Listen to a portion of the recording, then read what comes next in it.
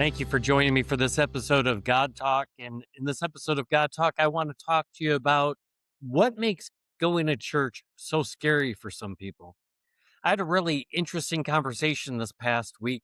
We had a gentleman visit the church for the first time last Sunday, and I met him, but then also invited him to our men's Bible class. And so he came to our men's Bible class on Tuesday morning and had an opportunity to talk to him in greater detail. And it was in that Bible class on Tuesday morning that I invited him to try to get lunch later in the week. And so sat down and had lunch with him just this past week. And this guy's a very interesting individual, just in terms of his life story. Uh, Grew up um, Native American in Kansas, and his dad was Native American and practiced a Native American version of Christianity, and his mom was Baptist. And there's been a period of time in which he just hasn't been going to church, and and so he came and visited our church because he lives close to the area, and he when he's out running runs past the church, and something led him to come to the church. So I wanted to have this lunch meeting with him to figure out like what's his story, and how like maybe myself and the ministry can support him in the story. So, anyways, this guy's got a interesting story, not just because he was raised on a reservation in Kansas, but he he was in the military for about 10 years, and after 10 years in the military, he was able to take an early retirement, and then basically went into private contracting type work through the U.S. government.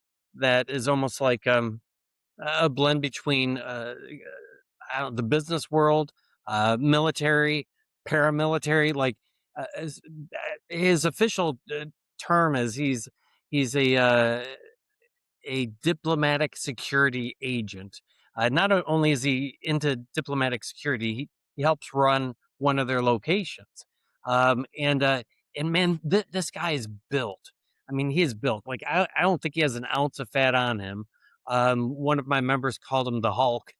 That might be a little bit of an exaggeration, but I'm telling you, it's just a little bit of an exaggeration. So, just to kind of paint the picture of this guy, he's done some incredibly like just interesting things, right?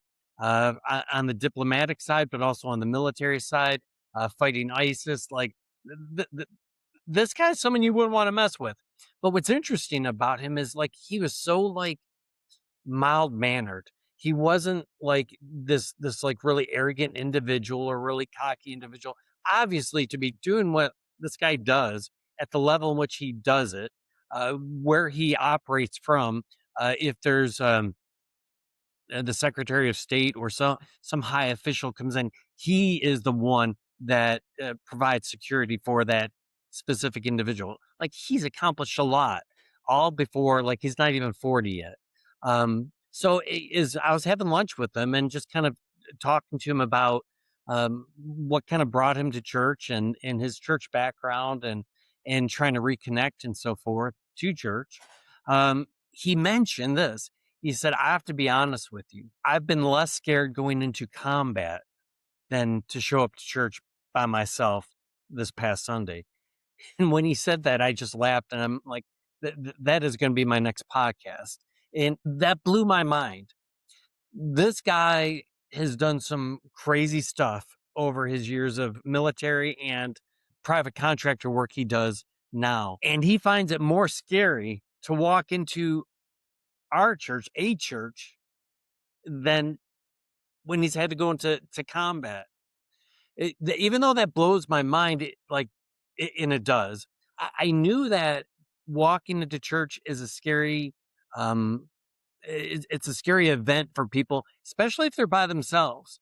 I guess I always equated it to like if you're walking into a bar by yourself or walking into a restaurant by yourself. I mean, we can all do it. At a restaurant, you probably sit at a bar because that's where people oftentimes sit when they are by themselves. So you don't feel like too many people are staring at you.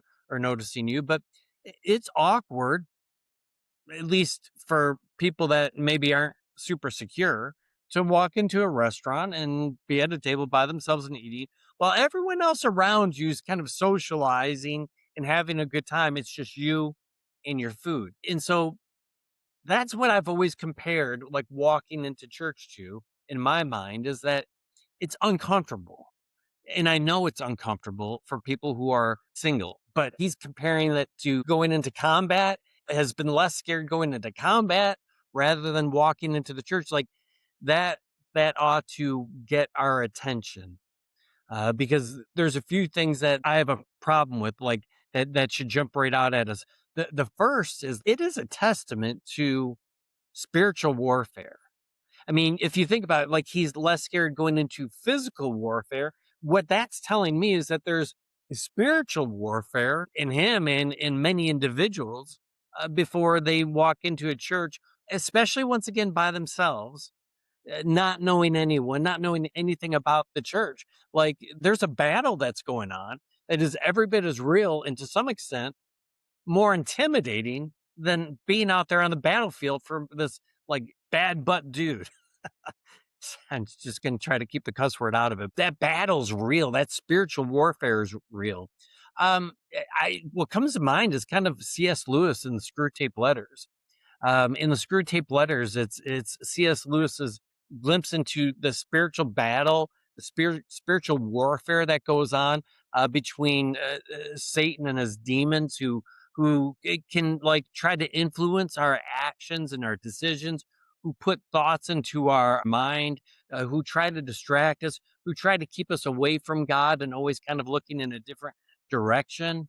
That in the spiritual battle, there's this attack that even goes on our hearts and our minds to create a false reality that it is scary to be walking into God's house, that it is scary walking into people who should be exemplifying what the love of God is, that somehow on some level a reality gets built that is more scary than going into physical combat in which you might be shot and killed at any moment. That's crazy, but that is the spiritual warfare that goes on. And we need to be aware of that. We need to be aware of that for ourselves. We need to be aware of that for the people that we know that aren't going to church. And we just have to like battle that because it's a false reality. It's a false narrative that we believe in our minds, but hopefully is not true in actuality.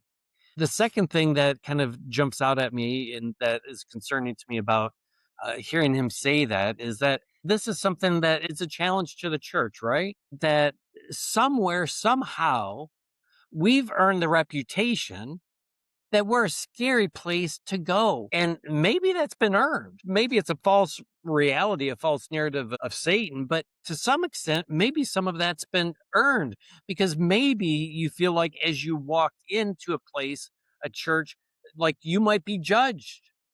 Like there's going to be people kind of staring you down. You might be afraid you're going to sit in someone else's seat and someone's gonna say something to you, and it's gonna be an uncomfortable moment. And this is reality. Like I know that's happened in this church. I have to tell you, like 15 years ago, I got word that someone who visited the church was told by someone, "Hey, you're in my seat," and they got up and moved. Man, was I mad!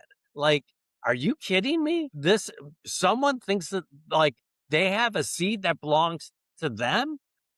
So I didn't know who did it. I was told what part of the church they sit in, but like I definitively didn't know. I couldn't go around and just start like accusing people. So what I did is like that next Sunday, I removed most of one quarter, one section of the seat. Like just stack the chairs up. There's a big hole there. And so people came in and they had to sit wherever there were seats. Like if I just rope chairs off, people just move the ropes and sit down. So I physically removed it, got them out of the sanctuary, these chairs, so that if you happen to sit in that area, you didn't have your seat that Sunday.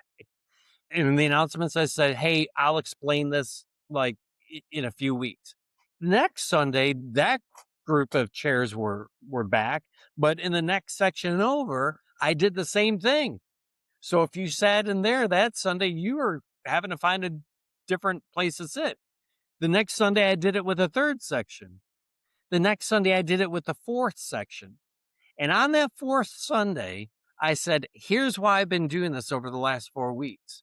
We had a visitor that came, and one of you said, you're sitting in my seat.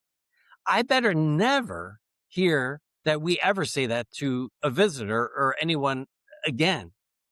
These aren't our seats. That's not Christian like, and we will not be that type of church. I've never heard of it happening since, and I hope I never do. But this is where, like, as a church, we've earned this reputation of being a place that might judge you as you walk in, might give you the stare down, might say, hey, you're sitting in my seat, might be unfriendly, that like everyone else is going to know each other, but we're not going to know anyone and no one's going to talk to us. In the same way, like we can be self conscious in a restaurant because there's a table of 4, a table of 8, even a table of 2. Everyone's got someone to talk to. And if I go into a restaurant by myself, it's just me, like with my head down and my face in my food. Or thank God, like we got phones now, right? Because our phones, our phone's our friend, right? We don't have any other friend when we're in social situations. My phone is my friend, and I can pull out my phone and I can read some emails, I can send some texts, and all of a sudden I don't feel alone anymore.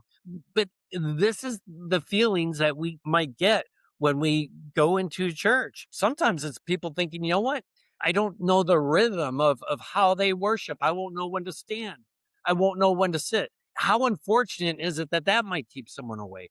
Someone might be like, what if everyone's got their Bible? I don't know where the books of the Bible are. Thankfully, once again, we've got the phone and we can do that stuff on our phone now. But these are the things. There might be a number of reasons why people might literally be afraid to walk into church. Now, why, like, that's scarier than going into combat? Like, well, probably for this guy, just because he's been doing the combat stuff for the last 20 some years, that has become very natural and, dare I say, even on some level comfortable, and he hasn't been going to church. But then there's that whole like element of spiritual warfare that's involved. And so I think the church has some work to do. We have to like make sure that people aren't uncomfortable when they walk into our doors. You know what? We've got to do things like maybe try to help them to be able to see what they'll experience before they come in. That's where the website is so incredibly important, right? So that when people walk in, they will know where the bathrooms are or where to check in the kids to kids ministry, or especially if your facility is really big, right?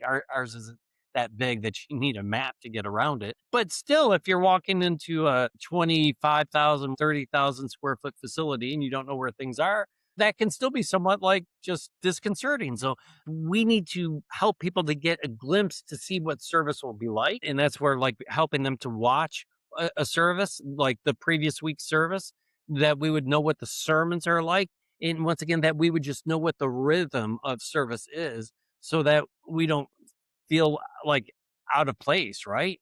That everyone's staring at us because everyone else is knowing when to stand, when to sit, when to do this, when to do that. And we don't have a clue what's going on. And it's also important that as a church, not just this place, he wasn't talking specifically about Light of the World. He was just saying going into a strange church was that scary to him. But churches in general, we probably need to do more to be known as a friendly place, right? You can help with that. If you go Light of the World, certainly.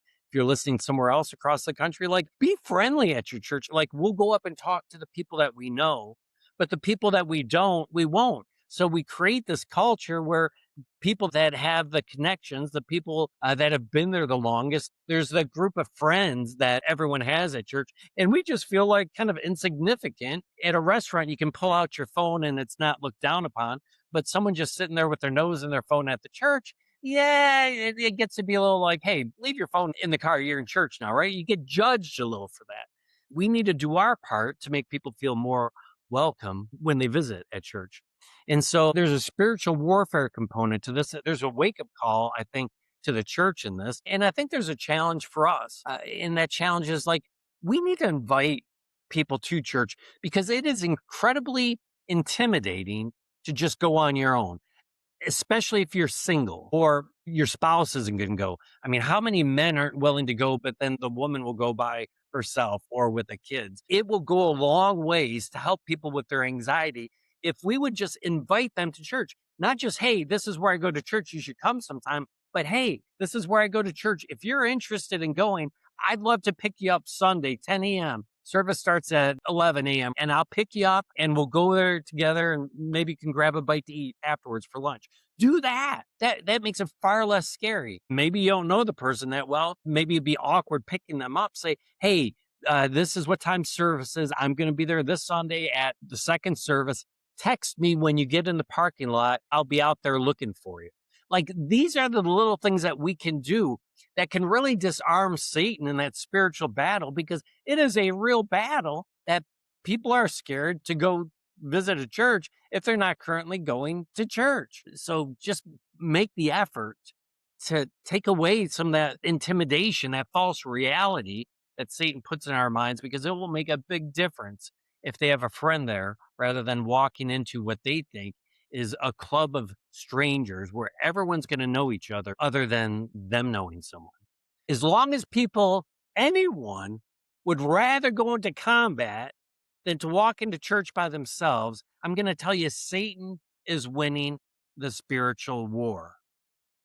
But you can make a difference. You can make a difference by inviting people, and you can make a difference by being welcoming when they walk into your place of worship, whether that's Light of the World or wherever you're listening from. I had to share the story with you. It blew my mind. But it is a reality, but it's a reality created by Satan's false realities. Watch out for the false realities that Satan puts in your mind, because those false realities are real attacks from Satan. Thank you for joining me for this episode of God Talk, and I look forward to talking to you again next week. God bless.